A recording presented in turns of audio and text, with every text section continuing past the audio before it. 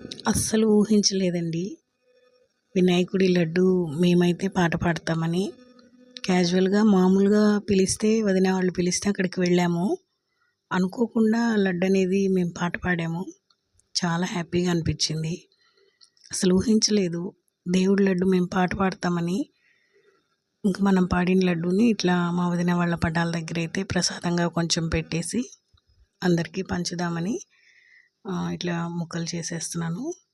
గట్టిగా ఉంది లడ్డు. నలిపితే పెట్టడానికి ఈజీగా ఉంటుందని వేరే ప్లేట్‌లో పెట్టుకునేసి అంత మెత్తగా నలిపి పంచుదామని అయితే అనుకున్నాను. అస్సలు ఊహించలేదు. కానీ అనిపించింది మనకి అనేది రాసిపెట్టుంటే అది ఊహించకుండా అనుకోకుండానే మన దగ్గరకొస్తుంది అని చాలా హ్యాపీగా అనిపించిందండి. లడ్డు వేలం పాట పాడడం నాకైతే చాలా సంతోషంగా ఉంది.